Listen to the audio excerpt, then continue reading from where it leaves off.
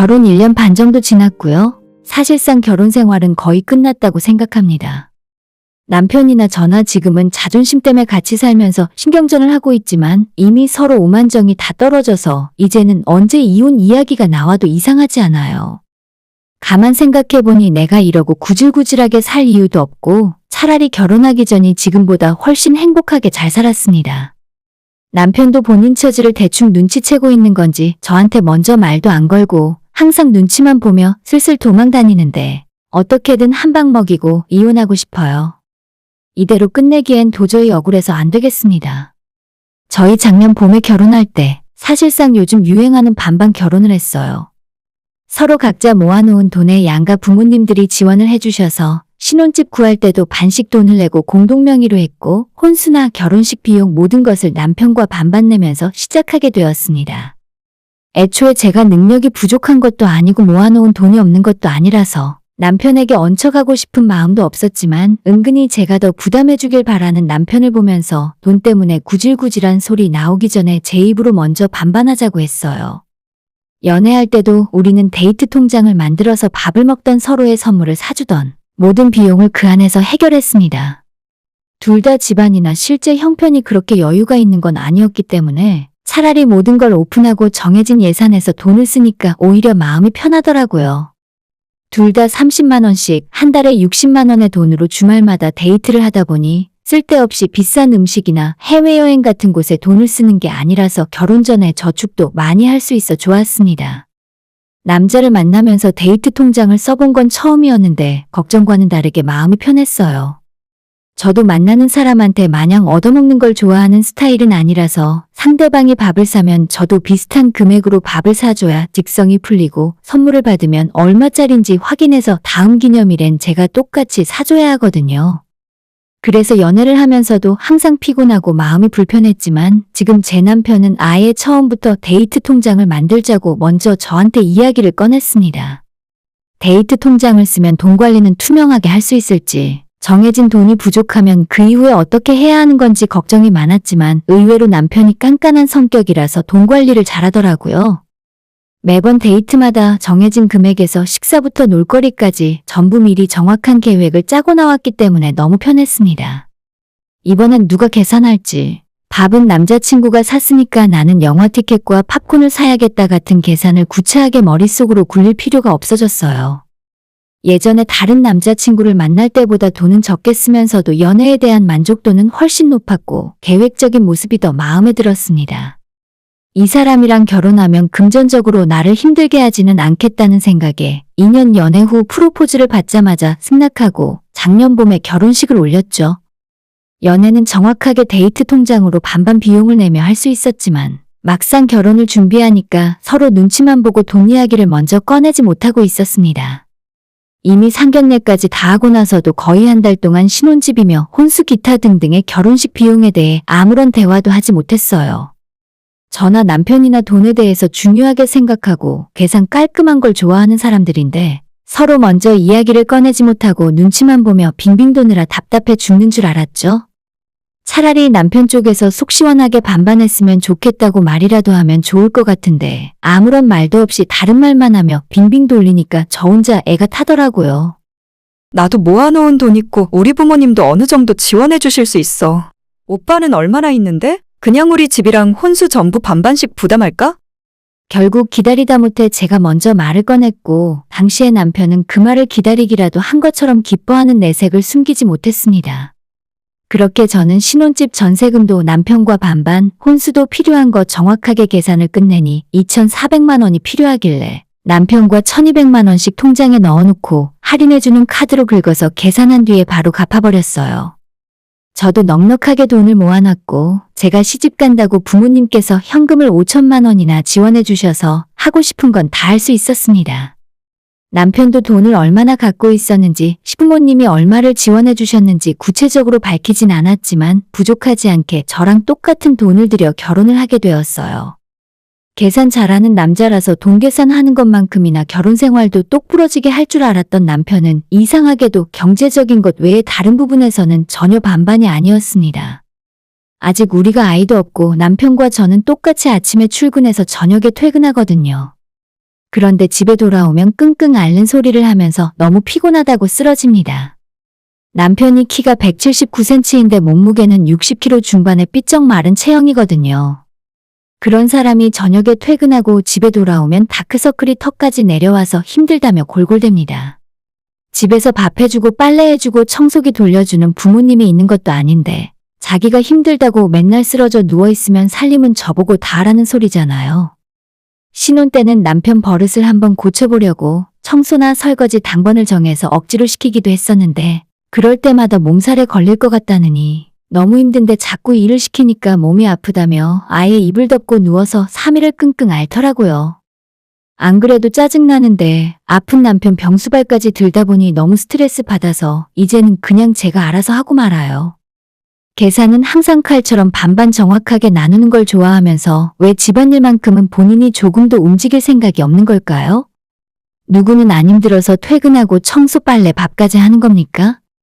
결혼하고 나서 남편의 성격대로 생활비조차 정확하게 반반씩 부담했어요.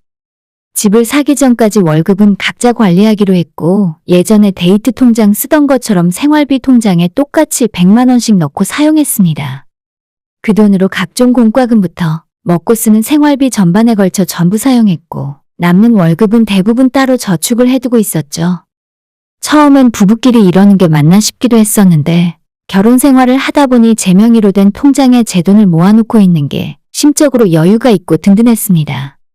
2년 뒤에 전세 계약이 끝날 때 그때 가서 각자 모아둔 돈을 합쳐서 집을 사자고 계획했고 한 달 생활비 200만 원은 아주 넉넉하진 않았지만 부족하지도 않았어요. 집 관리비로 20만 원 정도가 나가고 두 사람 핸드폰비, 실비보험료 각종 공과금으로 40만 원 정도가 추가로 나갑니다. 집에서는 보통 저녁만 먹으니까 식비도 별로 들지 않았어요. 남편은 삐쩍 마른 몸처럼 워낙 먹는 걸 별로 안 좋아했고 저는 있으면 있는 대로 대충 차려 먹어도 되는 스타일이라 한 달 식비가 60만 원 정도 들었던 것 같습니다. 그러다 보니 생활비 200만 원도 매달 얼마씩 돈이 남아서 따로 비상금 통장을 만들어서 관리하고 있었어요. 그 돈이 시간이 지나서 자꾸 쌓이니까 200을 넘고 300이 넘어갔습니다. 처음에는 얼마 안 될 줄 알고 모아서 부부끼리 외식을 하거나 기념일에 남편 선물을 사줘야겠다 생각하고 있었는데 몇 달 만에 액수가 너무 커져버려서 이것도 모으는 재미가 쏠쏠했습니다. 300만 원이 넘었을 때 이 돈을 적금에 추가해서 넣어둬야 하나 고민을 하던 중이었는데 남편이 갑자기 시부모님 댁 TV가 고장났다며 우리 비상금으로 바꿔주면 좋겠다 하더라고요. 우리 집 TV가 내가 군대 갈 때 알바해서 사들인 거니까 10년도 훨씬 넘었지. 고장날 때가 되긴 했어. 이참에 우리 비상금 모아둔 걸로 엄마 집에 TV나 바꿔드리면 안 될까? 어차피 생활비 쓰고 남은 비상금이잖아. 저는 혼자서 그 돈을 어디에 저축할까 고민하고 있었는데 남편 말을 들으니 결혼하고 시부모님께 해드린 게 별로 없다는 생각이 들었어요. 돈이 아깝지 않은 건 아니었지만 이참에 큰맘 먹고 TV 한번 바꿔드리고 싶어서 남편이랑 같이 시부모님을 모시고 280만 원짜리 TV를 사드렸어요. 저희 결혼할 때 도움을 주시기도 했고 제가 시댁에 잘해야 남편도 친정부모님에게 잘하지 않을까 하는 마음도 있었습니다. 몇 달 모아둔 비상금을 허망하게 모두 써버렸지만 마음만은 훈훈했어요. 돈이야 어차피 다시 몇 달 모으면 되는 거고 시부모님이 좋아하시는 모습을 보니 쓰길 잘했다 싶었거든요. 그리고 나서 또다시 시간이 한참 지났고 그 사이에 신우 생일이라며 또 한 번 비상금에서 돈을 빼갔고 시부모 결혼기념일에도 비상금을 사용하곤 했습니다. 분명히 남편 본인 돈이 따로 있는데 자꾸 자기 집안 문제에 부부 공동비상금을 사용하는 것이 스트레스였죠. 한번 시부모님에게 TV를 사드렸더니 그 뒤로는 맘대로 써도 되는 돈이라고 생각을 한 건지 이제는 저한테 먼저 상의하지도 않고 자기 맘대로 써버리고 나중에 이야기를 하더라고요. 은근히 기분 나쁘고 시간이 지날수록 점점 더 생각이 났습니다. 복수 아닌 복수를 한답시고 저도 비상금에서 돈을 빼서 친정부모님한테 용돈을 드린 적도 있는데 괜히 제 기분만 나쁘고 남편이랑 똑같은 사람이 된 것 같아서 그건 그거대로 며칠 동안 마음고생 스트레스더라고요. 남편은 어떻게 생각하는지 몰라도 저는 저대로 그런 일이 있을 때마다 마음속에 담아두고 있었는데 지난 추석에 시댁에서 어머님한테 되도 않는 소리를 듣게 되었어요. 너가 시집와서 우리한테 해준 게 뭐가 있냐? 얘기를 듣자 하니 우리 아들도 집에서 너한테 눈치 보면서 사는 것 같은데 너 그러는 거 아니다. 결혼했으면 너희 집만 챙기지 말고 시댁도 똑같이 챙겨야 하는 거야. 대체 남편이 시어머니한테 뭐라고 했길래 추석날 차례 끝나고 뒷정리를 하는 도중에 제가 이런 소리를 들어야 하는지 모르겠습니다. 입은 삐뚤어졌어도 말은 바로 하랬다고 제가 시댁에 전화 한 통 더 드리고 뭐라도 하나 더 챙겨드리려고 했지 남편은 전혀 저희 친정에 신경 쓴 것이 없었어요. 어머님, 제가 해드린 게 없긴 왜 없어요? 저 TV도 제가 같이 해드린 거고 중간중간 아가씨 용돈이나 어머님, 아버님 용돈도 보내드렸잖아요. 평소 같으면 그냥 넘어갔을 일인데 너무 억울해서 저도 변명을 하게 되었습니다. 그런데 어머님은 지금까지 저희한테 받은 돈이나 선물이 전부 남편 혼자서 한 거라고 생각하고 계셨습니다. 용돈을 보내드릴 때도 항상 남편 이름으로 보내고 생색도 남편이 내니까 단순하게 그렇게 생각을 하셨나 봐요. 그렇다면 중간에서 남편이라도 우리 두 사람이 같이 해드리는 거라 정정을 해서 말씀을 드려야 하는데 전혀 그러지도 않았고 오히려 오해를 더 키운 것 같았습니다. 추석 다 보내고 집에 돌아와서 남편이랑 정말 대판 싸웠어요. 제가 너무 억울해서 남편한테 통장 내역 닦아서 보여주면서 내가 왜 당신 엄마한테 그런 소리 들어야 하냐고. 우리 처음부터 반반 결혼했는데 이제 보니 완전히 내가 손해보고 시작한 결혼이라고 가슴을 치고 울었습니다. 살림도 내가 다 하고 내가 먼저 시댁 식구들 챙기면 당신도 눈치껏 할 줄 알았는데 지금까지 먼저 안부 전화 한번 드린 적 있냐고 소리를 질렀어요. 남편이 입이 10개라도 할 말이 없었는지 그저 조용히 고개를 떨구고 제가 하는 말을 듣기만 했습니다. 그리고 다음날 아침에 일어나서 이제부터 진짜 반반 결혼 생활하자고 말했습니다. 아파트 관리비만 딱 절반씩 내고 이제 생활비도 각자 알아서 쓰자. 밥도 각자 알아서 먹고 먹은 거 바로바로 설거지해. 당신 빨래 해본 적 없다고 했지? 못하겠으면 세탁소에 맡기던지 당신이 배워서 세탁기 알아서 돌리던지 맘대로 하고 난 오늘부터 작은 방 쓸 거니까 내 방에 함부로 들어오지 마. 그날 이후로 정말 남편이 좋아하는 반반 결혼 생활을 하고 있습니다. 모든 시댁 일에는 저는 전혀 신경도 안 쓰고 당연히 찾아가지도 않아요. 어머님, 아버님 신우까지 전부 핸드폰 번호를 차단해버렸고 전화나 카톡까지 받지 않습니다. 집에 장도 안 봐놓고 제가 필요한 것만 딱 사서 혼자 쓰고 끝이에요. 밥도 저 혼자 차려 먹고 싹 다 치워버립니다. 제가 더러운 건 못 보는 성미라 거실이나 주방은 이틀에 한 번 제가 직접 청소하지만 남편이 쓰는 안방은 들어가지도 않아요. 빨래도 혼자 알아서 세탁기를 돌리는지 세탁소에 맡기는지 제가 알 바 아닙니다.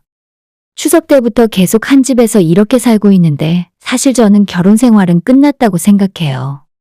본인 필요할 때는 반반 좋아하면서 자기가 해야 하는 일은 나 몰라라 하는 인간이랑 부부로 살고 있는 것 자체가 싫습니다.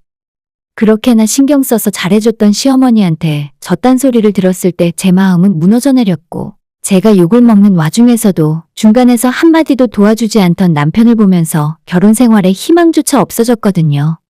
일주일에도 몇 번씩 이혼 생각을 하지만 남편에게 한 방 먹이기 전에는 억울해서 이대로 그만둘 생각은 없습니다. 집에서 서로 대화도 거의 안 하는데 최근 들어서 남편이 뭔가 느끼기 시작했는지 퇴근하고 나면 자기가 신경도 안 쓰던 집안 청소를 다 하고 건조기 다 돌아가면 수건이나 제 빨래까지 다 꺼내서 정리해 주더라고요. 뭐야? 당신 빨래도 갤 줄 알아? 하도 빨래를 예쁘게 각 잡아서 잘 개고 있길래 어처구니가 없어서 물어봤더니 대한민국 군대 갔다 온 남자들은 이 정도는 다 기본이랍니다. 그 말 듣고 기분이 좋은 게 아니라 더 어이없었어요. 뻔히 집안일 잘할 줄 알면서 제가 답답해서 움직일 때까지 못한다 힘들다 하면서 누워만 있었던 거죠. 안 그래도 호리호리 삐쩍 마른 남편인데 오늘도 제 눈치 살살 보면서 청소기 돌리고 자기가 더 할 일 없냐고 물어보는 모습을 보면서 어이없고 한심한 생각만 드네요. 진작에 제가 잘해줄 때 자기도 알아서 잘했어야지. 이러다 이혼 당하겠다 싶으니까 부랴부랴 안 하던 짓 하면 그게 이뻐 보인답니까? 저도 남들처럼 결혼 생활 잘해보고 싶었고 남편과 시댁에 먼저 잘해주면 똑같이 대접받고 살 줄 알았지만 전혀 아니었네요. 지금은 자기가 많이 깨닫고 바뀌었다면서 앞으론 잘하겠다고 말하는 남편이지만 저는 전혀 믿고 있지 않습니다. 눈치 보며 쩔쩔매는 모습이 전혀 불쌍해 보이지도 않고 빨리 뭔가 큰 사건이 한 번 더 터져서 제가 이혼하자고 했을 때 남편이 빼도 박도 못했으면 좋겠어요. 너무 제 눈치 보며 쩔쩔매니까 이혼할 타이밍을 못 잡겠네요. 이미 마음속에서 끝나버린 결혼 생활을 계속 질질 끌고 싶지도 않고 하루빨리 남편에게 큰 거 한 방 먹이고 나서 정리하고 싶은 마음뿐입니다. 후기입니다. 제가 큰 거 한 방 기다린다고 했는데 진짜 그 큰 게 오긴 왔네요. 바로 지난 금요일에 퇴근하고 집에 돌아왔는데 시모가 저희 집에 와 있더라고요. 현관문 열고 들어가자마자 저한테 왜 전화 안 받냐, 카톡도 안 보는 것 같은데 차단한 거냐고 따지셨죠. 이 와중에 숨길 것도 없고 무서울 것도 없어서 시부모님이랑 아가씨까지 전부 번호 차단한 거 맞고 저한테 하실 말씀 있으면 남편 통해서 하시라고 얘기했습니다. 너 저번에 내가 한 말 때문에 그러냐? 세상에 며느리 무서워서 무슨 말을 못하겠네? 너 요즘에 우리 아들을 집에서 일 시키고 부려먹는다며? 여자가 살림도 하기 싫으면 뭐하러 결혼했어?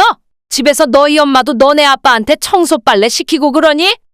솔직히 말해서 제가 핸드폰 번호 차단했을 때 이런 일이 한 번쯤 일어날 줄 알았어요.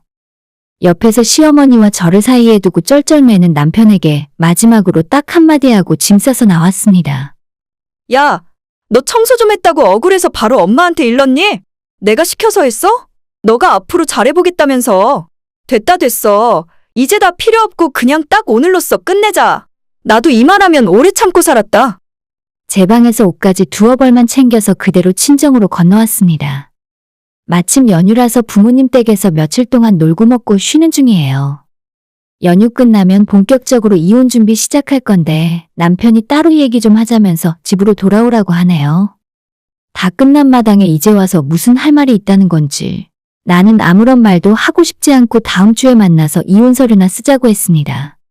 전화로는 울고불고 난리를 치는데 장인어른이 무서워서 그런지 집에는 한 번도 찾아올 생각은 안 하네요. 진짜 끝까지 찌질하고 답답해서 우라통이 치밀어 오릅니다. 빨리 정리를 끝내야 제 마음이 편해질 것 같아요. 오늘의 사연은 여기까지입니다. 구독과 좋아요, 알람 설정 부탁드려요. 다들 행복하시고 좋은 하루 되세요.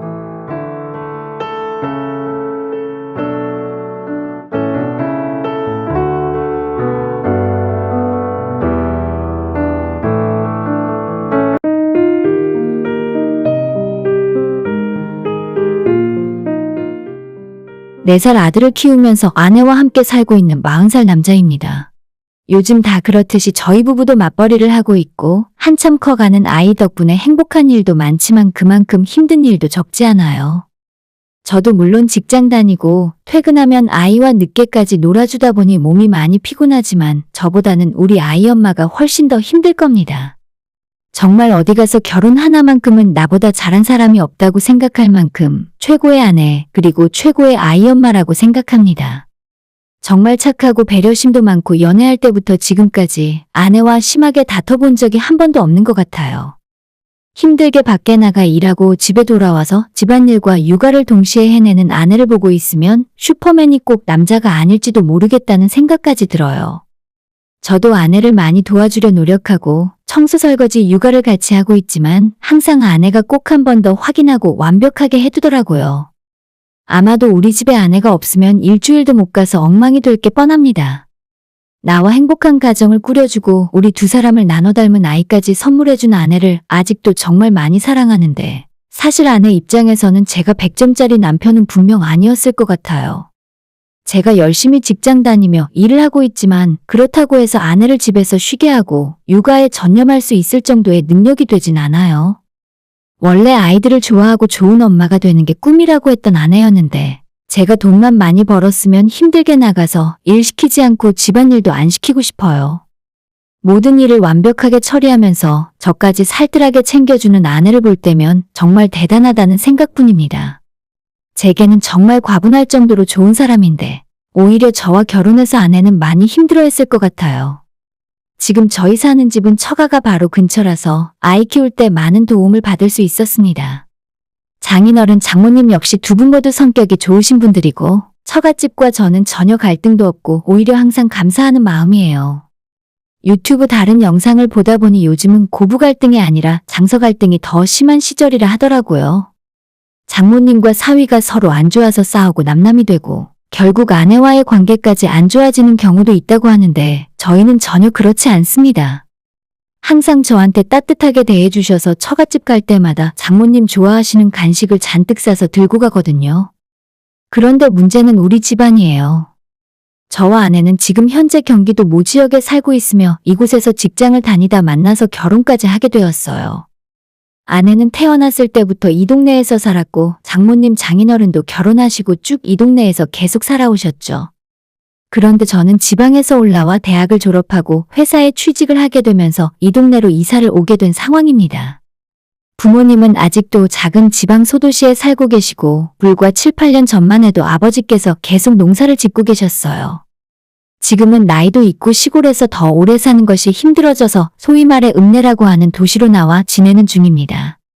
아버지께서는 택시 운전을 좀 하다가 적성에 안 맞으셨는지 현재 아파트에서 경비 일을 하고 계시고 어머니는 예전에는 같이 농사를 하시다가 읍내에 나와 살기 시작한 뒤로 집에서 살림만 하시는 전업주부세요. 시골에서 살던 분들이 대부분 그렇지만 저희 아버지는 굉장히 가부장적인 사람이고 어머니는 그런 아버지 비위를 평생 맞춰주며 사셨습니다. 저도 어릴 때는 아버지가 너무 무서웠고 실제로 크게 중요하지 않은 이유 때문에 많이 혼나고 아버지한테 체벌도 많이 당했어요. 다행히도 제가 시골에서는 공부를 곧잘하는 편이라 고등학교 때부터 혼자 읍내에 나와서 자취를 할 수 있었는데 좋은 대학을 못 가면 다시 시골로 내려와서 아버지와 농사를 지어야 한다는 말에 이를 악물고 공부했던 기억이 있습니다. 다행히 서울로 대학을 가게 되면서 부모님과 거리가 멀어졌고 군대 다녀와서 졸업하고 취업을 해서 결혼할 때까지 전부 서울과 경기도에서 살았어요. 제가 저는 마지막 국민학교 졸업생이라서 국민학교가 더 익숙하네요. 아무튼 초등학교, 중학교 다니던 어릴 때는 시골에서 부모님과 함께 살았는데 학교 끝나면 바로 집으로 달려와서 책가방만 내려놓고 농밭으로 달려가야 했습니다. 친구들과 놀고 싶고 집에서 TV 보고 싶은 날에도 무조건 아버지 농사일을 도와드려야만 했어요. 한 번은 초등학교 3학년 다닐 때쯤 친구가 자기 집에 게임기를 새로 샀다고 해서 학교 끝나고 딱 1시간만 놀다 가려고 했는데 새로 산 게임기로 같이 놀다 보니 해가 떨어지는 줄도 몰랐습니다. 저도 깜짝 놀라서 집으로 달려갔는데 이미 농사일을 마치고 돌아온 아버지께서 손에 부직갱이를 들고 저를 기다리고 계셨죠. 진짜 그날 제대로 걷지도 못할 정도로 얼마나 많이 맞았는지 기억도 나질 않습니다. 맞은 이유도 연락 없이 늦게 들어왔다 같은 평범한 이유가 아니라 그날 할 일이 많은데 제가 농사일을 도와주지 않았다는 것이 원인이었죠. 제 방에서 울다가 잠이 들었는데 어머니께서 상처난 부위에 약을 발라주시면서 너는 꼭 농사 짓지 말고 공부 열심히 해서 서울 가서 살라고 하셨던 말씀이 아직도 기억에 크게 남아 있습니다. 지금은 안 그러실 텐데 예전에는 집에서 아버지와 제가 먹는 밥상과 어머니가 먹는 밥상이 따로 있었어요. 제가 아주 어릴 때 그러니까 할머니 돌아가시기 전에는 아버지와 제가 같이 먹고 할머니와 어머니가 같이 밥을 먹었어요. 이게 무슨 소리인가 싶겠지만 아직도 시골에서는 따로 밥상을 차려 먹는 집이 많습니다. 시골에서 사니까 비싼 고기 반찬 같은 건 마음껏 먹기 힘들었는데 소세지라도 굽고 계란이라도 부치면 아버지와 제 밥상에만 올리시고 어머니는 김치와 나물로 대충 끼니를 때우셨습니다. 말이 따로 밥상을 차리는 거지 그냥 개다리 소밥만도 못한 작은 상에서 식사를 하시는 겁니다.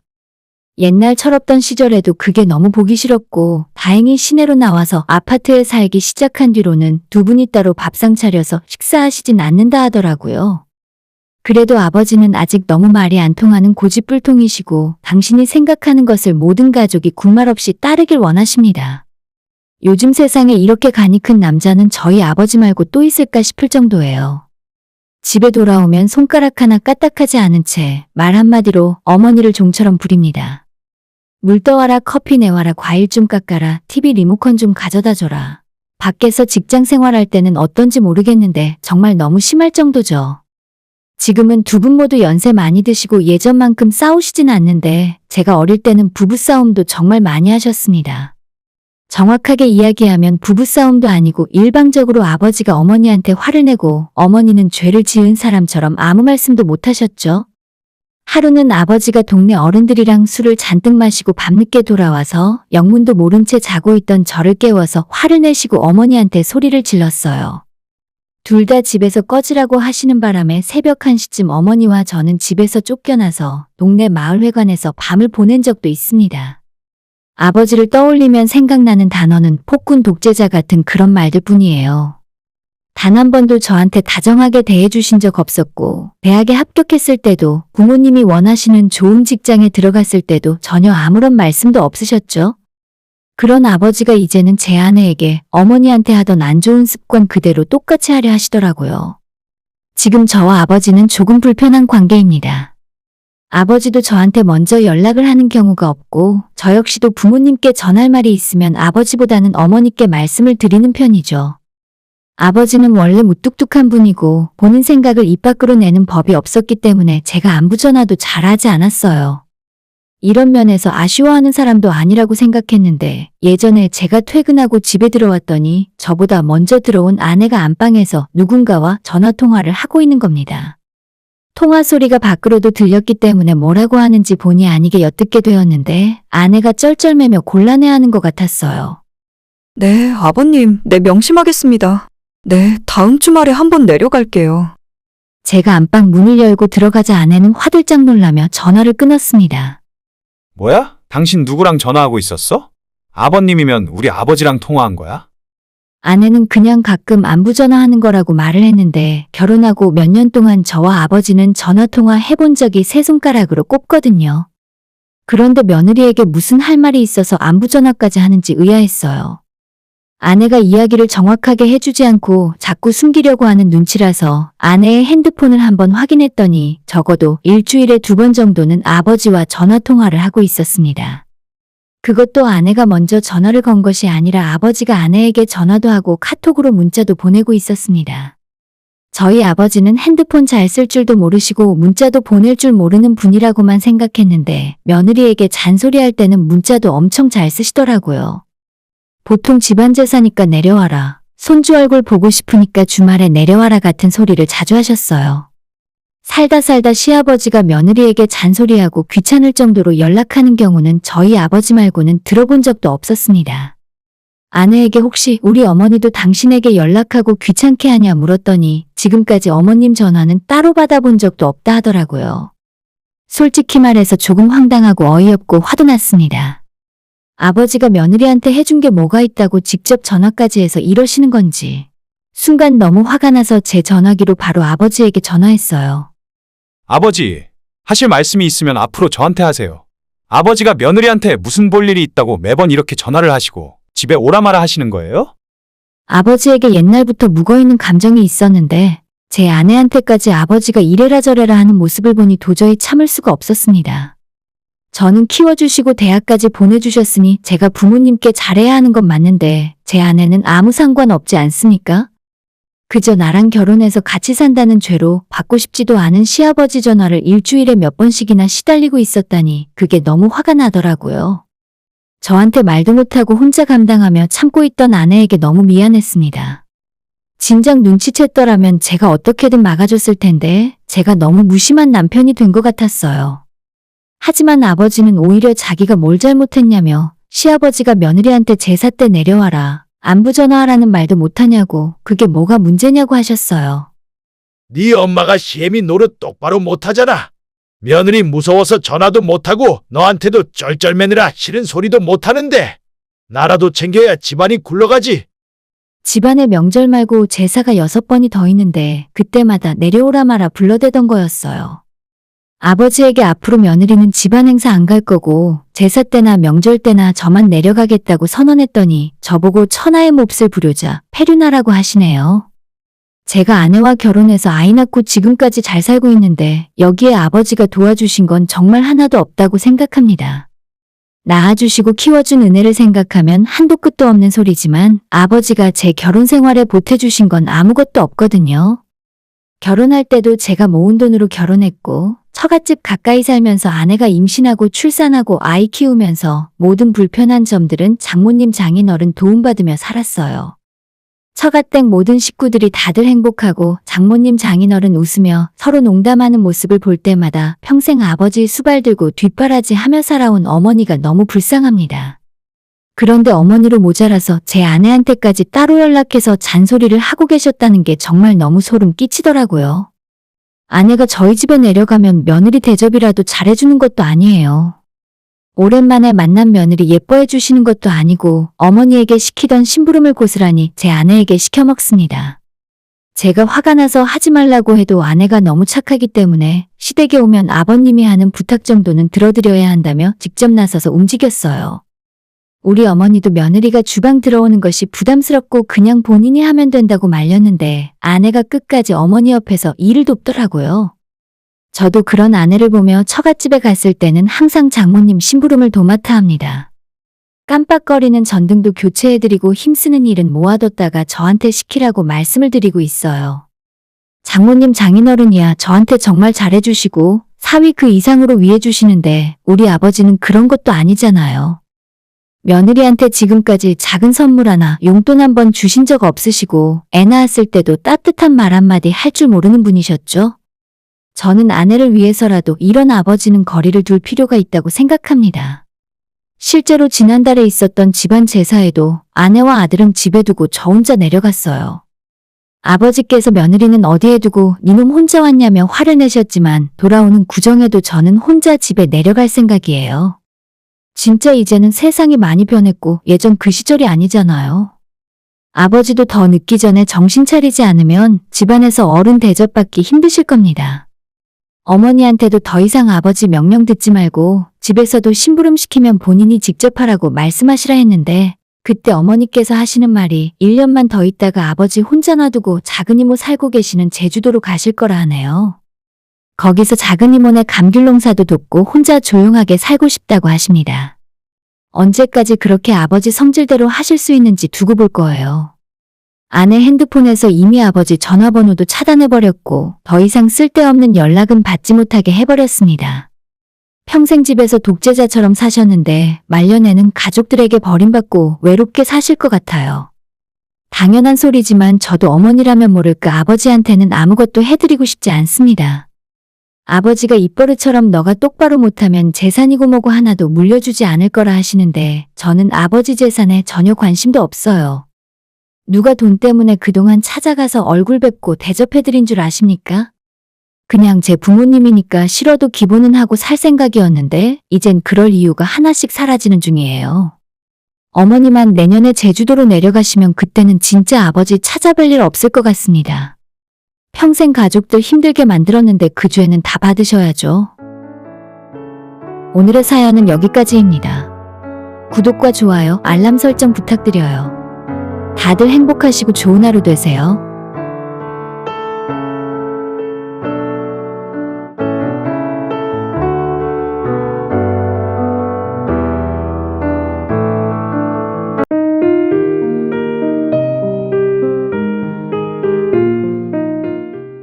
저는 결혼한 지 15년이 넘어가는 41살 여자입니다.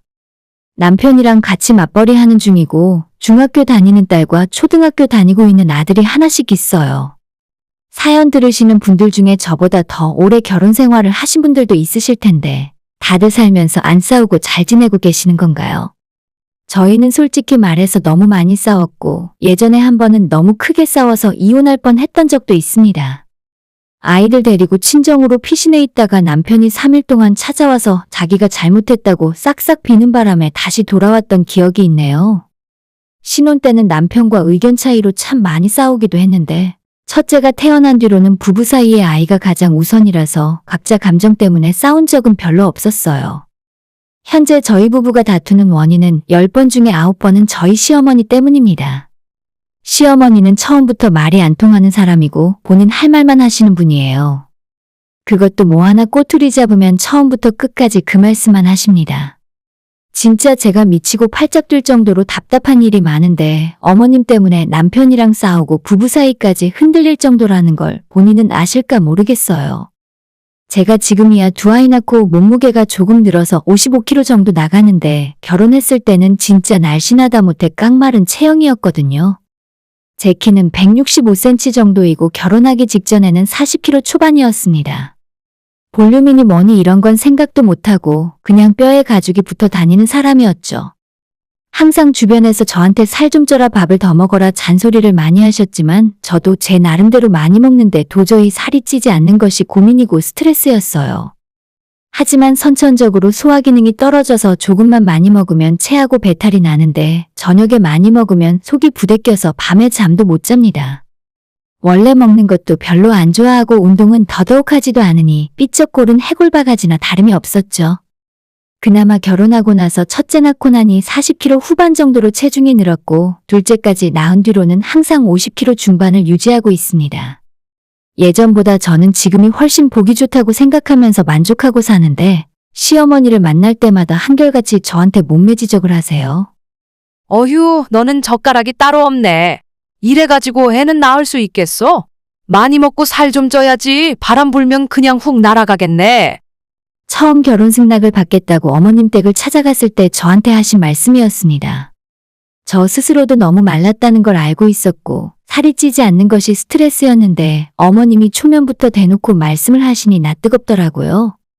그때 이후로도 항상 저를 보면 살 좀 쪄라. 너는 밥을 먹는 거니 밥알을 새는 거니 하시면서 스트레스를 주셨습니다. 결혼 전에는 그저 나를 걱정해서 하시는 말이구나. 내가 조금 심할 정도로 말라서 어른들 보시기에 안 좋은 건 맞다 싶어서 그냥 듣고 넘어갔어요. 첫째 가지기 전까지도 수시로 저한테 전화하셔서 아이 소식은 아직 없는지, 제가 몸이 너무 삐쩍고라서 아이가 안 생기는 건 아니냐고 사람 마음에 비수를 꽂으셨습니다. 원래는 아이도 충분히 신혼생활하고 2, 3년 있다가 가지려고 했는데 어머님이 저렇게 닥달을 하시니까 저도 더는 못 참고 남편에게 빨리 아이 갖자고 했죠.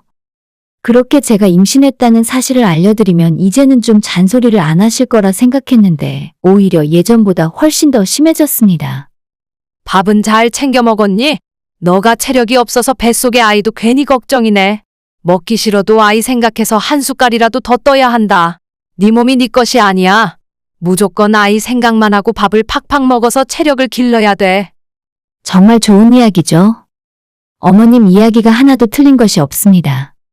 그런데 이 이야기를 어제도 듣고 오늘도 듣고 심지어 아침에 듣고 저녁에 또 들으면 이 말이 과연 좋게 귀에 들어올까요? 제 걱정해 주시는 것도 감사하고 우리 아이 걱정해 주시는 건 당연한 일이지만 좋은 소리도 한두 번이지 매일 아침 저녁으로 전화해서 귀에 못이 박히도록 똑같은 소리를 듣는 제 심정은 어떻겠습니까? 심지어 그 말이 제가 가장 듣기 싫어하고 스트레스 받는 말이잖아요.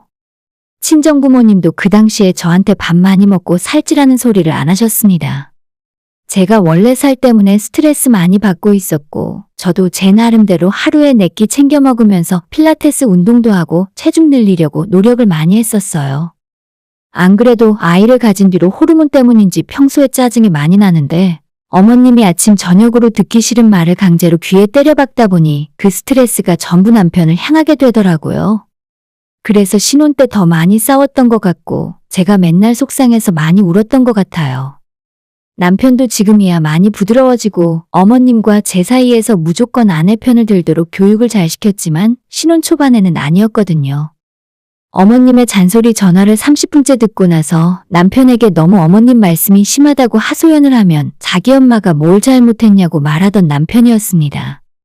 우리 엄마가 전부 당신 걱정해서 하는 소리지. 솔직히 엄마가 하는 말 틀린 거 아니잖아.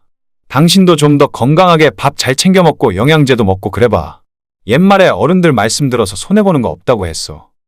제가 언제 어머님이 하신 말씀이 틀린 소리라고 한 적이나 있습니까? 다만 그걸 아침 저녁으로 매일 들어야 하는 제 입장을 이해해 달라는 거죠. 중간에서 막아주는 방파제 역할을 하진 못할 망정 제 복장 터지게 시어머니 편드는 소리를 하고 있으니 이런 남편 믿고 내가 어떻게 사나 땅을 치고 울었습니다. 그나마 첫째 낳고 조금 철이 들었고 둘째 가졌을 때는 막아주는 신용이라도 하더군요. 지금은 저뿐만 아니라 본인도 어머님에게 잔소리 듣는 걸 너무 싫어하고 오히려 자기가 먼저 그만하라고 화를 내고 뜯어말릴 정도입니다. 아무튼 둘째 낳고 그때 찐 살이 다 빠지지 않고 남더니 지금은 55kg 정도 나가고 여기에 취미로 테니스를 치기 시작하면서 군살이 빠지니 좋더라고요.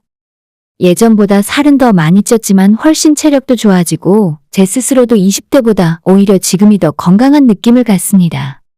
그런데 또 어머님은 이번엔 제가 미련하게 살이 쪘다면서 살 좀 빼라고 잔소리를 하시죠. 아이고, 예전에는 날씬하고 그렇게 이쁘더니 애 낳고 푹 퍼져서 살이 뒤룩뒤룩 찐 거 봐라. 너 그렇게 방심하고 살면 내 아들이 언제까지 좋다고 할 것 같아. 여자가 나이를 먹고 애 엄마가 되더라도 항상 노력하고 긴장하고 살아야 하는 거야. 제 나이에 비해서 그렇게까지 푹 퍼졌다고 생각하지 않아요. 일주일에 2번씩 필라테스도 하러 다니고 주말에는 테니스 한 게임은 꼬박꼬박 칩니다. 아무래도 40kg 나가던 시절보다 옆구리나 뱃살이 조금 늘어난 건 사실이지만 그만큼 근육도 많이 늘어서 예전보다 체력이 훨씬 좋아요. 달리기는커녕 걷기만 해도 숨이 턱끝까지 차던 저였는데 이제는 러닝머신 위에서 30분은 안 쉬고 달릴 수도 있게 되었습니다. 저는 지금 제 몸에 굉장히 만족하고 행복하게 지내고 있는데 어머님을 만나고 돌아오면 제가 한심한 사람이 된 것처럼 느껴져요. 그나마 결혼 생활 10년 넘게 하면서 어머님 잔소리에 나름대로 내성이 생겼기 때문에 처음보다는 상처를 덜 받긴 하지만 그래도 기분이 좋진 않았습니다. 예전에는 어머님이 저런 말을 하면 남편도 옆에서 거들거나 시어머니가 하는 말이 맞다고 맞장구를 치다가 저랑 2차로 부부싸움을 했었는데 요즘에는 쓸데없는 소리 그만하시라고 저 대신 화를 내주었습니다. 아직까지 남편이 헛소리나 하고 자빠졌으면 진작에 결혼 생활을 쪽냈을 겁니다. 남편과는 개인적인 이유로 싸울 일은 없어졌는데 한 번씩 어머님이 속을 긁을 때마다 남편이랑 제 사이에도 냉기가 쌀쌀 돌아요.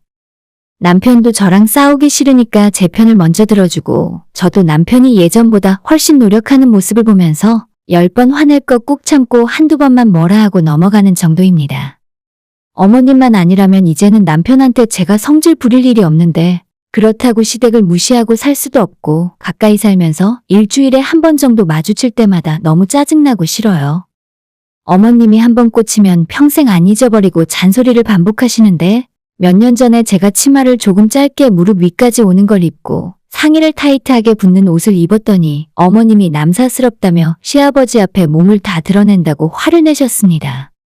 제가 대놓고 노출을 한 것도 아니고 치마 입기 전에 스타킹도 다 신었는데 그게 뭐라고 욕을 먹었는지 이제 와서도 이해가 안 가요.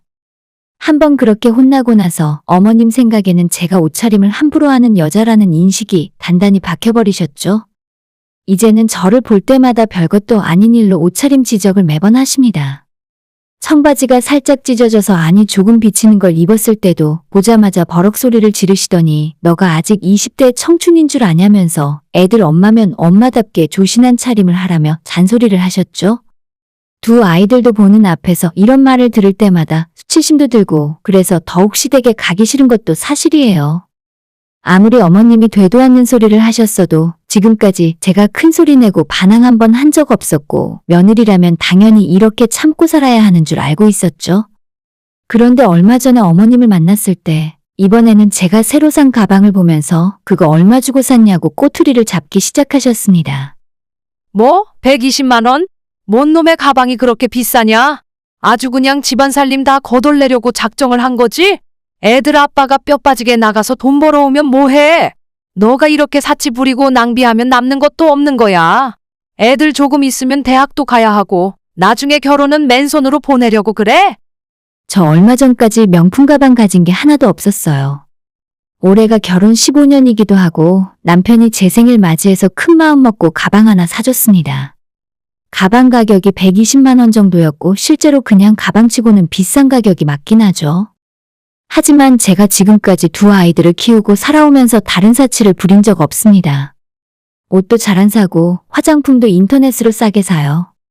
남편이 이번에 명품 가방 사준다고 했을 때도 나 그런 거 필요 없으니 됐다고 거절했는데 아이들 학교에 방문할 때나 제 친구들을 만나러 갈 때 매번 에코백만 들고 다니지 말라 하더라고요. 그래서 남편과 함께 아울렛에 가서 고르다가 겨우 산 것이 120만 원짜리 가방입니다.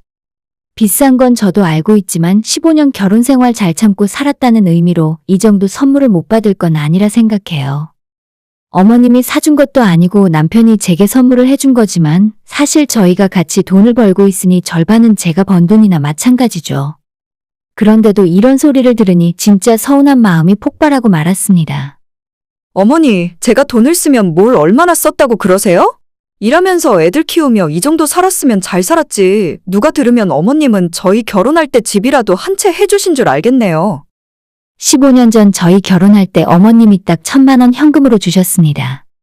집을 바란 것도 아니었기 때문에 당시에는 그 돈도 감지덕지 감사하게 받았지만 사실 엄청나게 큰 걸 해주신 것도 아니잖아요. 그런데 정작 어머님께서는 아들 장가갈 때 한미천 든든하게 챙겨주셨다고 생각하십니다. 내가 너희들 결혼할 때 준 돈으로 뭐 했니? 그거 홀라당 닦아먹어서 남아있기는 하니? 아니, 말씀하시는 것만 들으면 뭐 건물이라도 한 채 해주신 줄 알겠어요. 15년 전 1,000만 원이 지금까지 남아있기나 하겠습니까? 오히려 그동안 제가 드린 용돈이 그것보다 훨씬 많을 겁니다. 아무튼 가방으로 트집 잡는 어머님한테 저도 모르게 속에 있는 말을 꺼내서 대꾸를 했더니 어머님이 크게 충격을 받으셨나 봐요. 한 번도 큰 소리로 말대꾸 한번 해본 적 없던 며느리가 갑자기 대들고 나서니 얼마나 놀라셨겠습니까? 마지막 활용점정으로 제 나이도 40이 진작 넘었는데 옷 입는 거 하나하나 지적받고 잔소리 듣기 싫다고 앞으로는 그만하라고 말씀드렸어요. 남편도 조금은 놀랐는지 저와 어머님을 번갈아가며 보다가 아무 말 하지 않더라고요. 제가 똑 부러지는 소리를 해서 그런가 그 자리에서는 어머님이 불만은 많았지만 입은 꾹 다물고 계셨는데 뒤에서 제 욕을 엄청나게 하고 다니셨나 봐요. 오죽했으면 그 이야기가 돌고 돌아서 제 귀에까지 들어오게 되었습니다. 어머님이 집안의 며느리 잘못 들여서 집안 꼴이 개판이 되었다며 자기가 눈을 감기 전에 전현을 우리 집안에서 내쫓고 말겠다고 하셨답니다. 최소 3명한테 따로 들은 이야기라서 어머님이 그런 말을 하고 다니신 건 맞는 것 같아요. 예전 같았으면 혼자 속상해하고 내가 뭘 그렇게 잘못했을까 상처를 받았을 텐데 이제는 결혼 15년 차 베테랑 며느리가 다 되어서 솔직히 그냥 웃겼습니다. 얼마나 그 자리에서 화가 났으면 뒤로 제 욕을 이렇게 하고 다니실까 싶더라고요. 제 뒷담화 하고 다니는 걸 알았지만 더 이상 일 크게 만들기 싫어서 조용히 넘어가려고 했는데 어머님이 남편한테 전화해서 진짜로 저를 집에서 내쫓으라 하셨나 봐요. 남편이 어머님 전화를 받더니 심각한 표정으로 안방 베란다에 나가서 소리를 지르며 싸우기 시작했습니다. 자기가 이 나이 먹고 애들 둘 키우면서 혼자 어떻게 사냐고 아무리 며느리가 눈꼴 시렵고 마음에 안 들어도 하면 안 되는 말이 있다고 화를 냈어요. 어머님이 막무가내로 우기기 시작했는지 남편이 가슴팍을 주먹으로 치며 답답해했습니다. 내가 어떻게 애들 엄마 내쫓고 혼자 사냐고. 제발 그만 좀 해요. 엄마만 가만히 있으면 아무 문제가 없는데 왜 입으로 사고치고 멀쩡히 잘 사는 아들네 부부 갈라 찢으려고 하는 거야? 자꾸 이러면 나도 선택을 할 수밖에 없어. 누구긴 누구야. 내가 우리 애들 엄마랑 살아야지.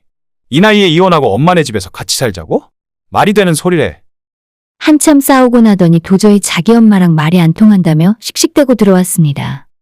제가 이 집안에 며느리로 들어와서 15년이나 지났는데 말대꾸 한 번 했다고 내쫓을 생각을 하셨다는 것도 신기했네요. 그동안 좋은 며느리는 아니었지만 이렇게까지 욕먹을 정도로 시댁에 못하고 살진 않았다고 생각해요. 남들만큼 용돈도 드렸고 남들 하는 만큼 시댁에 선물도 많이 해드렸습니다. 그런데도 저만 보면 이렇게 못 잡아먹어서 안달인데 이젠 뭐하러 신경을 쓰겠어요? 어머님은 며느리가 사라지길 원하니 내가 앞으로 어머님 근처에 얼씬도 하지 않겠다고 남편에게 말했습니다. 이제 평소에도 갈 일 없고 명절에도 시댁에 안 가려고요. 어차피 저를 내쫓을 생각인데 며느리 노릇해봐야 뭐 하겠습니까? 며칠 전에도 또 어머님이 남편에게 전화해서 저를 내쫓고 애들이랑 시부모님이랑 살림 합쳐서 같이 살자고 했다 하네요. 애들은 모 할머니를 좋아하는 줄 아시나 봅니다. 엄마 험담하고 화만 내는 할머니를 어떤 애들이 좋아서 따르겠어요? 남편도 이제는 슬슬 지치는지 차라리 시어머니랑 인연 끊고 살고 싶다 합니다. 엄마만 없으면 싸울 일도 없고 화를 낼 일도 없을 것 같대요. 솔직히 제가 봐도 그런데 중간에 끼어있는 남편 입장은 얼마나 힘들겠습니까? 그렇다고 부모 자식 인연을 옆에서 제가 맘대로 끊어라 말라 할 수도 없는 일이라 저는 더 이상 시댁 일에 신경 안 쓰고 제 할 일만 하면서 살고 있어요. 다행인 건 이젠 어머님이 저한테 직접 연락하는 일은 없어졌다는 겁니다. 만약 뭐라 하셔도 이제 받아줄 생각도 없어요. 어머님이 먼저 저를 내치셨으니까 저도 어머님을 사람 대접 안 할 거예요. 시댁은 버리고 남편만 잘 붙들고 애들이랑 행복하게 살아보려고요. 제 인생 앞길에 더 이상 시어머니는 없습니다. 오늘의 사연은 여기까지입니다. 구독과 좋아요, 알람 설정 부탁드려요. 다들 행복하시고 좋은 하루 되세요.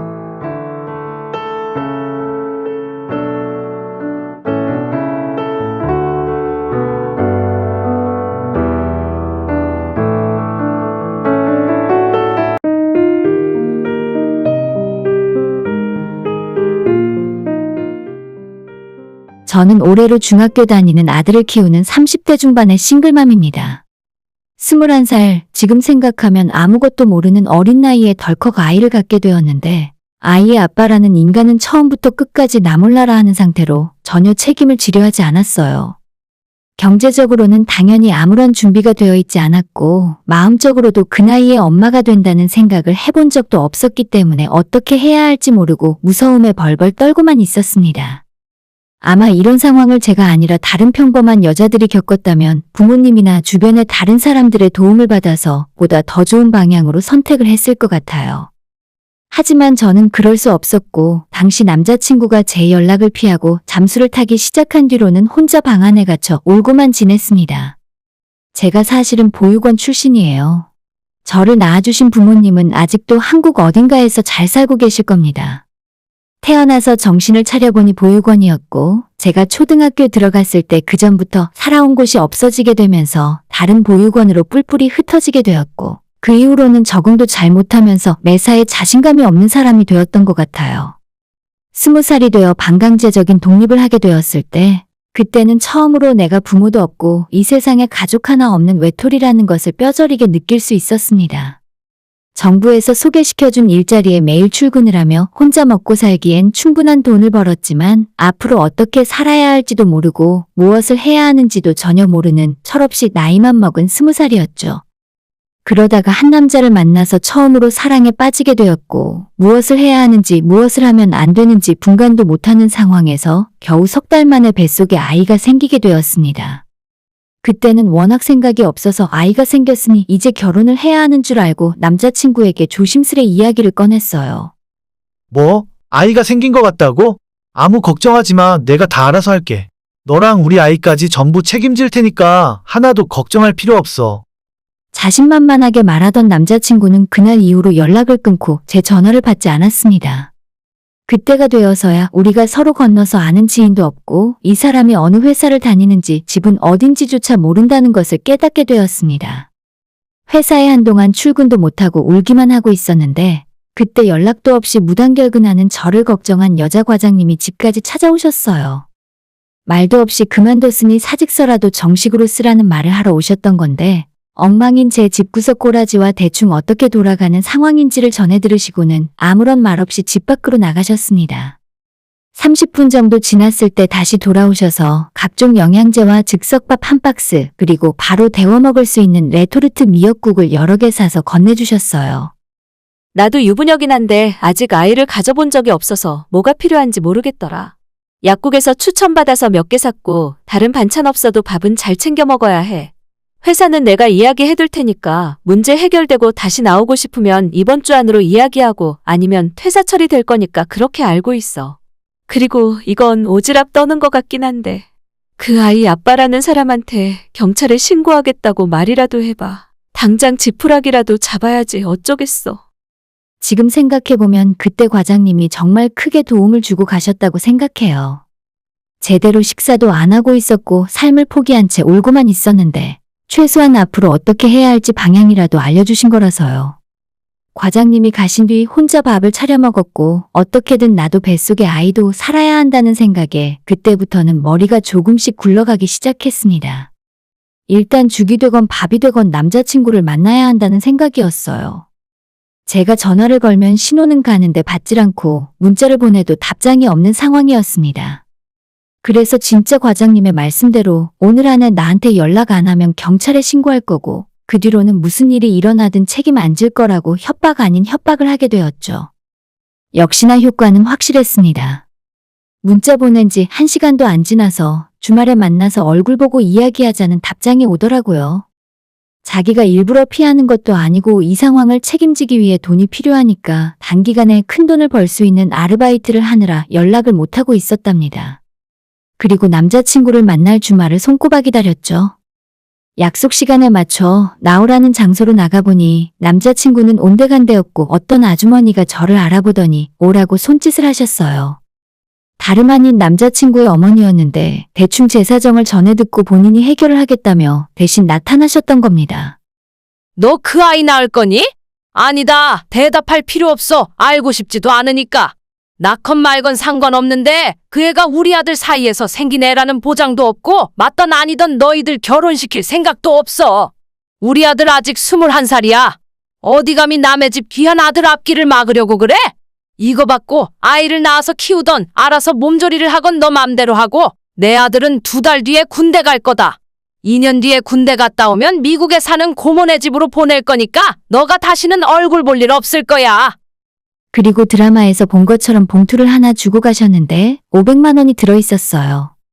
저는 그날 이후로도 계속 남자친구에게 연락을 했지만 며칠 뒤부터 없는 번호라고 나오고 정말이지 어떻게 할 방법이 없었습니다. 그때 저는 회사 다니며 모아둔 돈 300만 원에 남자친구 어머님이 주고 간 500만 원이 전 재산이었고 매달 월세와 각종 공과금에 최소한으로 먹고 살더라도 생활비가 매달 70에서 80만 원은 들어갔어요. 일단 회사를 그만둔다고 말씀을 드렸는데 다닌 지 1년이 되지 않아서 퇴직금조차 없었습니다. 하지만 직원분들이 제 이야기를 전해 듣고 십시일반 돈을 모아서 150만 원을 지원받을 수 있었어요. 당시에는 피부에 와닿지 않았는데 이제 와서 사연을 쓰면서 생각해보니 정말 많은 사람들의 도움을 받았고 덕분에 내가 지금 이렇게 살아있을 수 있구나 싶네요. 아무튼 그때부터는 아이를 낳아야겠다는 생각 하나만으로 이제부터 내가 어떻게 해야 하는지 인터넷을 찾아봤었는데 다행히도 정부에서 지원받을 수 있는 정보가 잘 정리되어 있더라고요. 보건소에서 무료로 주는 산모 영양제도 타다 먹고 건강검진도 날짜 체크해서 야무지게 받으면서 결국엔 아이를 낳았습니다. 정말 좋은 소식은 너무나도 건강한 남자아이가 태어났다는 것이고 반대로 좋지 않은 소식은 임신과 출산을 하며 아낀다고 아꼈지만 제가 가지고 있는 돈이 한 푼도 없이 다 떨어졌다는 거예요. 당장 아이를 낳은 상태라 제 몸도 성치 않았고 갓난쟁이 어린아이를 데리고 일터에 나갈 수도 없는 상황이었죠. 그때 소개를 받은 곳이 미혼모 쉼터였는데 저는 선택의 여지도 없이 살던 월세집을 빼서 쉼터로 들어가게 되었습니다. 미혼모 쉼터가 뭔지 모르는 분들을 위해 간단하게 설명을 하자면 많은 사연들이 있고 어쩔 수 없이 여자 혼자 아이를 낳아 키워야 하는 사람들을 위해 숙식을 제공하고 자립을 할 수 있게 도움을 주는 곳이에요. 당장 수중에 한 푼도 없어서 아이와 함께 길바닥에 나앉을 상황이었는데 다행히 따뜻하게 지낼 수 있게 되어 너무 감사했죠. 하지만 먹고 살 수 있게 되었다고 해서 해결되는 것은 아무것도 없었습니다. 어렵사리 아이 아빠에 대해 수소문했는데 진짜 걔네 엄마 말대로 군대에 갔더라고요. 혼자 아무것도 할 수 없다는 무기력한 감정에 빠져 누워있기만 했어요. 지금이야 모르겠지만 제가 있을 당시에 쉼터에는 정부에서 지원하는 취업 지원 프로그램도 있고 그 외에도 자립할 수 있게 여러 가지로 지원을 많이 해줬습니다. 물론 여자 혼자 몸으로 아이를 키우며 먹고 산다는 게 절대로 쉬운 일은 아니지만 본인이 의지가 있었으면 충분히 도움을 많이 받을 수 있죠. 하지만 저는 그 당시에 아이 낳고 우울증이 심하게 왔고 삶의 의욕조차 떨어진 상태라 아무것도 하기 싫었습니다. 아이를 돌보는 것도 왜 해야 하는지 모르겠고 그냥 제가 이 세상에서 사라졌으면 좋겠더라고요. 남들은 남편과 양가 부모님 축복을 받으며 아이를 낳고 그렇게 태어난 아이는 많은 사람들에게 사랑을 받으며 자랄 수 있겠죠. 하지만 저는 아무도 제가 아이를 낳았다는 것에 관심도 없고 그 누구도 우리 아이를 사랑하지 않는구나. 이 아이도 나랑 똑같이 암울한 인생을 살겠구나 같은 생각을 하다 보면 너무 우울해졌습니다. 어떻게든 될 대로 되겠지라는 생각으로 인생을 반쯤은 포기하고 있었는데 그때 쉼터에 자주 찾아오는 아주머니가 한 분 계셨습니다. 항상 등산복을 위아래로 입으시고 매주 월요일만 되면 반찬을 바리바리 싸들고 오시더라고요. 쉼터에서 먹는 밥이 물론 제 상황에서 감지덕지였지만 그렇게 맛있다고는 할 수 없었는데 그 아주머니가 다양한 음식들을 가져오는 월요일을 저도 모르게 기다리게 되었어요. 나는 여기 근처에서 작은 식당 하는 사람이야. 주말에 팔고 남은 반찬 가져오는 거니까 부담 갖지 말고들 먹어. 원래 애 낳고 나면 잘 먹어야 하는데 젊은 엄마들이라 입에 맞을지 모르겠네. 말은 그렇게 하셨지만 항상 새로 만든 것 같은 신선하고 정갈한 반찬들이었고 불고기 같은 양념된 고기를 잔뜩 가져오셔서 즉석에서 구워주기도 하셨습니다. 음식이 너무 맛있다 보니 먹는 동안 기분이 좋고 모든 근심 걱정이 사라지더라고요. 태어나서 그때까지 보육원에서 그저 그런 밥을 먹거나 학교에서 먹던 급식이 아니면 20살 넘어 취직하고 직장 근처에서 먹던 백반 정도가 제가 먹어본 음식의 전부였습니다. 비싸고 좋은 식당에 가본 적도 없고 부모님이 차려준 집밥이라는 건 당연히 뭔지도 모르고 자랐죠. 그런데 아마 딱 우리 엄마가 있다면 지금 나한테 이런 밥상을 차려줬을 것 같다는 생각이 그때 그 밥을 먹으면서 많이 들었던 것 같아요. 일주일 내내 무기력하게 누워있다가 아주머니 오시는 월요일이 되면 아침부터 기분이 좋았습니다. 그 어느 월요일 밥을 맛있게 먹고 있는 제게 그 아주머니가 다가오셔서 묻지도 않은 본인 이야기를 한참 동안 늘어놓으셨어요. 어려운 시절에 반지하 단칸방에서 남편과 함께 아이를 키우며 살았던 이야기, 남의 식당 일을 해서 한 푼 두 푼 모아 본인 가게를 차렸을 때의 이야기까지. 그렇게 살아온 인생 이야기를 한참 하시더니 마지막으로 저한테 이런 말씀을 하셨습니다. 내가 들으려고 들은 건 아닌데 너는 갈 곳이 없다면서? 그럼 여기 나오면 나랑 같이 살자. 한 집에서 같이 살자는 건 아니고 내가 건물이 하나 있는데 거기 방이 비어 있거든. 일은 당분간 아이 크기 전까지 우리 식당에서 하면 되고 애는 그동안 내가 봐줄 수도 있으니까 걱정할 필요 없어. 너무 갑작스러운 제안에 깜짝 놀랐고 쉽게 답을 할 수가 없었습니다. 이 사람이 나를 어떻게 알고 이런 호의를 베푸는 건지, 지금까지 단 한 번도 이런 이야기를 들어본 적 없어서 어찌하면 좋을지 대답을 못하고 있었어요. 언제라도 쉼터 나와서 자기 집에 올 생각이 있으면 전화하라고 핸드폰 번호까지 알려주고 가셨습니다. 그날 정말 많은 생각을 했고 솔직히 답도 보이지 않는데 믿져야 아무것도 잃을 게 없었던 저는 바로 다음날 아주머니에게 전화를 걸었죠. 잘 생각했다며 준비할 시간이 며칠 필요하니까 기다리고 있으라 했는데 그 며칠이 몇 달처럼 길게 느껴졌어요. 사흘이 지났을 때 아주머니가 저와 아이를 데리러 찾아오셨고 조그맣고 음식 냄새가 나는 자동차 뒷자리에 앉아서 서로 아무런 말도 하지 않았던 걸로 기억해요. 한참을 달려 도착한 아주머니의 건물은 4층짜리였는데 1층엔 편의점이 있고 2층과 3층에 세 집씩 살고 있었죠. 4층은 아주머니네 내외가 살고 계셨는데 아저씨는 그때 식당에서 일을 하고 계시느라 집에 없었고 아주머니가 제가 쓸 집을 안내해 주셨어요. 급하게 도배하고 장판만 새로 깔았어. 오래 비워져 있던 곳이니까 부담 없이 그냥 지내면 돼. 이불은 저기 옷장 안에 들어있고 일단 필요한 건 내가 좀 사다 놨는데 부족한 거 있으면 당분간 이 카드 쓰면서 지내. 그렇게 말씀하시고 제 주머니에 카드 하나를 찔러 넣어주시더니 대답도 안 듣고 감사 인사도 못했는데 그냥 쿨하게 나가버리셨어요. 집은 제가 살면서 본 가장 깨끗하고 좋은 집이었고 옷장에 새 이불과 새 베개, 심지어 아이가 쓸 수 있는 이부자리까지 따로 준비해 놓으셨더라고요. 냉장고엔 반찬도 있고 쌀도 한 포대나 가져다 놓으셔서 당장 아무것도 필요하지 않았습니다. 그날 저녁 감사 인사를 제대로 드리지 못했다는 생각에 4층 아주머니 댁에 올라갔더니 마침 잘 왔다며 같이 저녁 먹고 가라고 저를 집으로 들이셨어요. 집에 아저씨와도 그날 처음으로 인사를 드렸고 당분간은 일하라는 소리 안 할 테니까 집에서 편하게 지내고 필요한 거 있으면 언제든지 말하라고 하셨습니다. 그런데 제가 하나 여쭤볼 게 있는데 왜 저한테 이렇게 잘해주세요? 대체 왜 나한테 집도 내어주고 따뜻한 밥이며 이불까지 제공해 주셨냐고 처음으로 물어봤는데 그때 아주머니가 저한테 하신 말씀이 잊혀지질 않습니다. 너가 거기서 가장 일 잘하게 생겼더라. 공짜 아니니까 나중에 천천히 일해서 갚으면 돼. 쓸데없는 소리 하지 말고 밥이나 더 먹어. 애 키우려면 많이 먹어야 해. 투박하게 하신 말씀이었지만 마치 나한테 엄마가 있다면 이런 느낌일까 싶을 정도로 따뜻하게 느껴졌어요. 그 집에서 한 달을 더 마음 편하게 쉬었고 그 기간에 월세는 한 푼도 받지 않으셨습니다.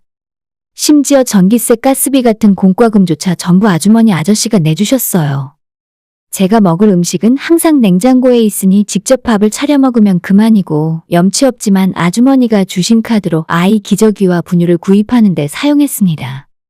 매번 카드를 긁을 때마다 너무 죄송한 마음이었고 카드 영수증을 한 장도 빼놓지 않고 전부 모아두었어요.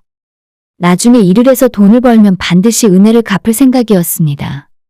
그렇게 한 달이 지났을 때 이제는 일을 할 수 있을 정도의 몸 상태가 된 것 같아서 아주머니 식당에서 일을 하기 시작했어요.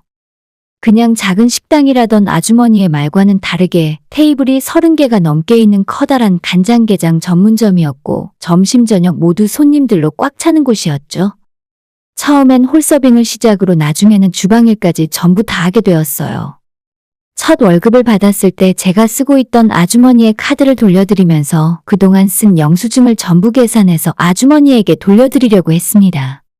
하지만 그건 자기가 그냥 준 거니까 갚을 필요 없다며 그럴 돈 있으면 청약 통장 만들어서 저축하라 하시더군요.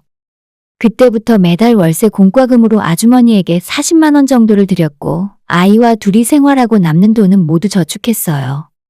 제가 일을 하는 동안에 아주머니가 본인 손주처럼 제 아이를 봐주셨는데 어린이집 보낼 때도 제가 마음 놓고 일을 할 수 있게 퇴근 시간까지 아이와 놀아주셨죠.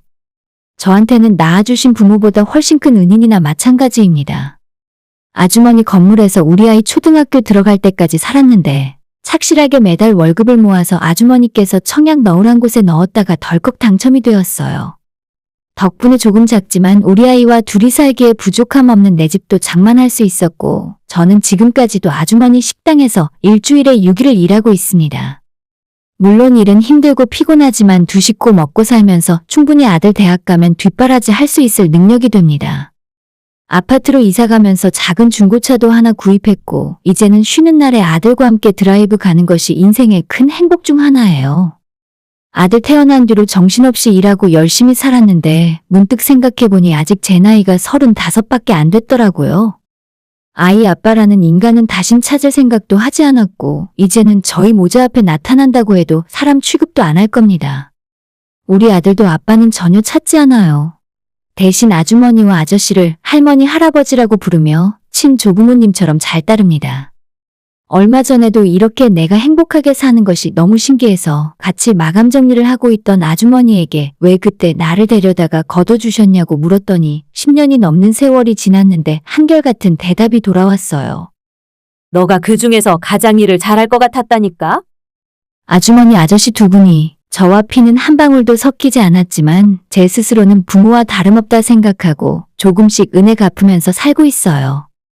이분들이 그때 저를 도와주지 않았다면 지금 어떻게 되어 있을지 상상도 못하겠더라고요. 우리 아들이 지금처럼 잘 클 수 있었을지, 길바닥에 쫓겨날 걱정 없는 내 집 마련을 할 수나 있었을지 아무것도 장담할 수 없습니다. 살면서 저를 불쌍해하는 사람들은 많이 만나보고 겪어봤어요. 부모가 없다고 저를 불쌍해하고 남편 없이 혼자 아이 낳아 키운다며 안타까워하는 사람들도 많았습니다. 하지만 가만 생각해보면 아주머니는 한 번도 저를 불쌍하게 생각하지 않으셨던 것 같아요. 동정 어린 눈빛으로 저를 보셨다면 지금처럼 이렇게 편한 사이가 되진 못했겠죠. 이제는 아주머니가 연세도 많이 드셨고 예전만큼 일하는 게 힘드셔서 종종 저한테 가게 너가 맡아서 하라고 말씀하시지만 이미 너무나도 많은 걸 받았기 때문에 그럴 생각은 전혀 없습니다. 아주머니 아저씨한테 저보다 나이 많은 자식들도 있고 두 분의 재산은 10원짜리 한 장 탐내고 있지 않아요. 저도 제 이름으로 제 가게 차리는 것이 목표고 그래서 열심히 돈을 모으는 중입니다.